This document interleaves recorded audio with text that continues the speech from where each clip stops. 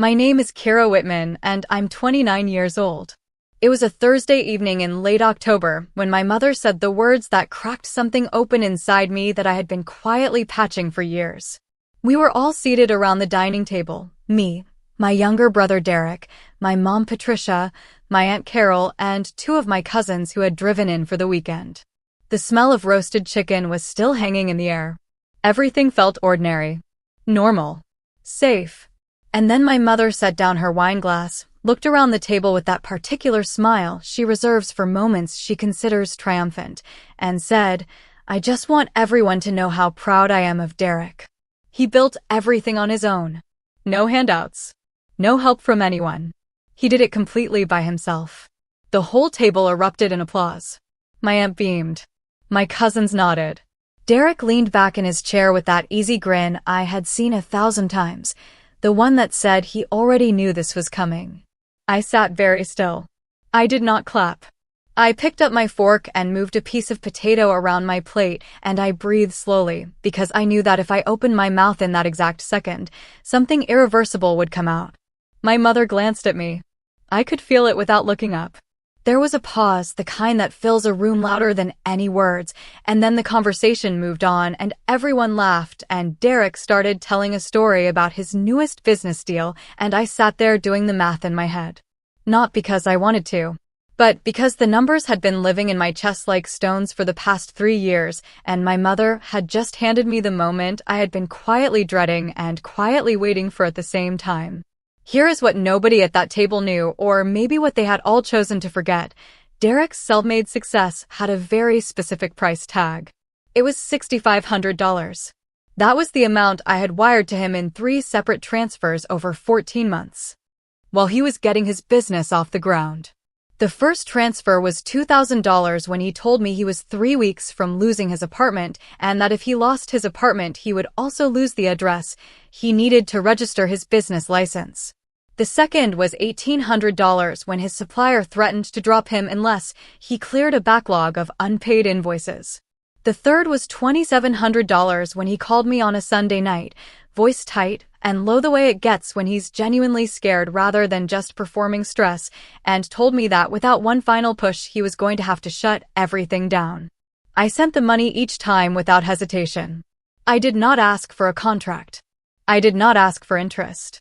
I did not even ask for a timeline because Derek was my brother, and I believed in what he was building, and I thought that was what family did for each other. Not once, in the months that followed, did Derek mention the money to my mother. Not once did he correct her when she started telling people he had done it alone. I told myself it didn't matter. I told myself the pride I felt watching him succeed was enough. I told myself that people don't always remember the hands that steadied them on the way up, and that expecting acknowledgement was small and petty. I repeated these things to myself with such consistency that I almost believed them. Almost. But sitting at that table on a Thursday in October, listening to applause fill the room for a story that had been quietly edited to remove me entirely, I felt the almost collapse. I looked up from my plate. I set my fork down. I waited for a natural break in the conversation, the way you wait for a gap in traffic, and when it came I spoke calmly and evenly and without any particular drama in my voice. I said, "That's great. Then he'll be fine without the $6,500. The silence that followed was the kind I had never heard at that table before. My mother's expression shifted through several versions of itself in about 4 seconds. My aunt looked at Derek. Derek looked at me.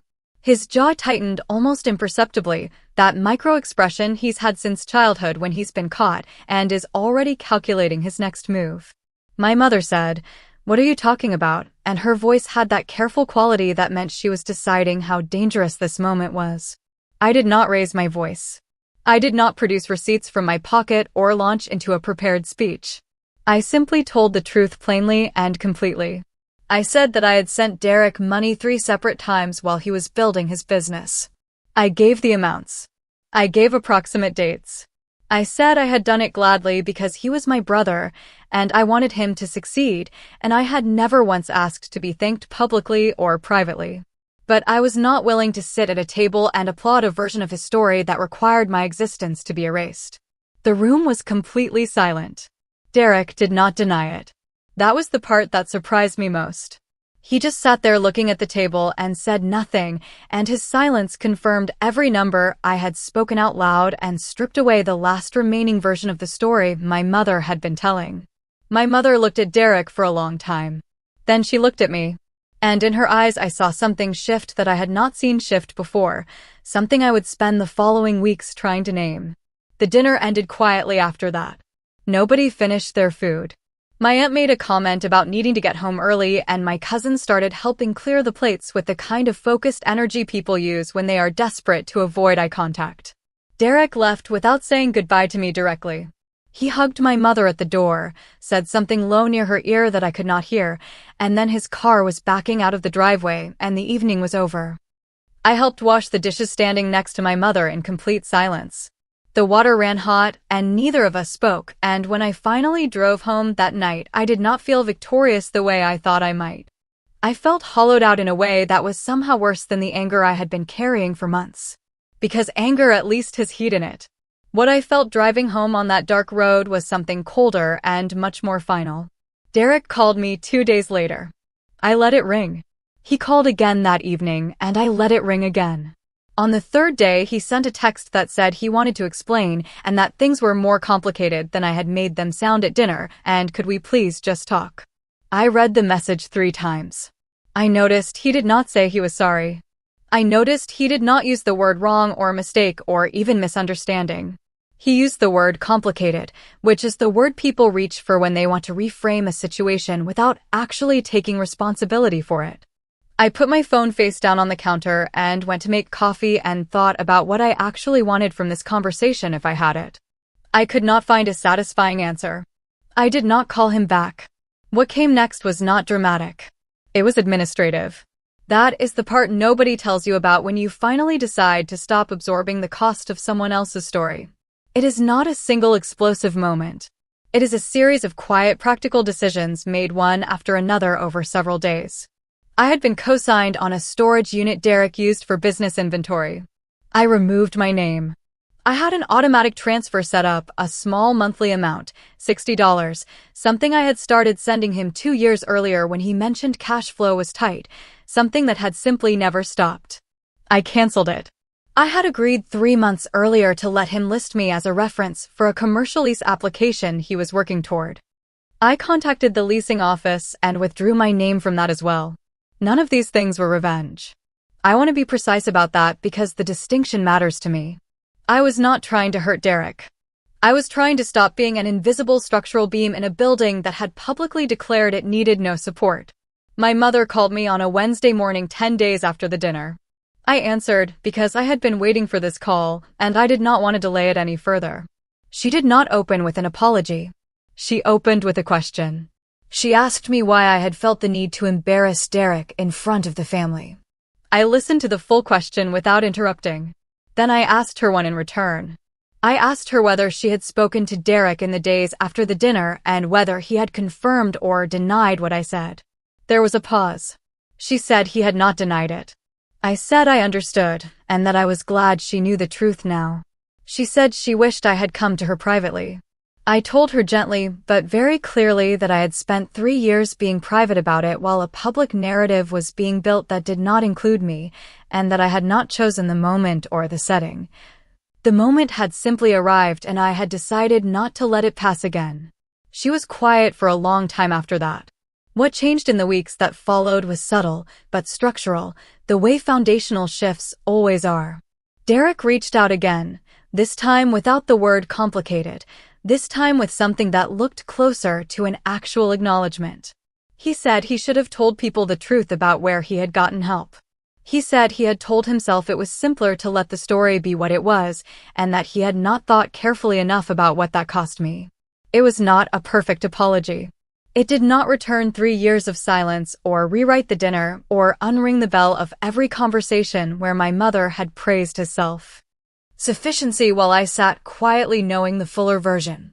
But it was real and it was his, and I accepted it as the beginning of something rather than the resolution of everything. My mother, for her part, has not repeated the self-made speech since. That may seem like a small thing. It is not. My aunt mentioned to me weeks later, casually and without fanfare, that Patricia had been telling people Derek had had some family support early on. I did not make a show of this. I did not bring it up at the next family gathering. I just noted it the way you note the first sign that the ground has shifted and you are right to trust your own footing. I am telling this story because I spent a very long time believing that being generous meant being silent. That supporting someone quietly and asking for nothing was the highest form of love. And maybe it is when the silence is chosen freely. But when the silence is expected, when it becomes the condition under which your help is accepted, it stops being generosity and starts being erasure. I am Kira Whitman. I am 29 years old. I lent my brother the foundation he built on, and I am not ashamed of that. I am also not invisible anymore. And if any part of this story felt familiar to you, if you recognize something in it that you have been carrying quietly in your own chest, then you already know exactly why I had to tell it out loud. If this story moves something in you, please subscribe to this channel. There are more stories here, real ones, about the moments that change us and the words we finally find the courage to say. Hit the subscribe button and stay close, because the next story might be the one you needed most.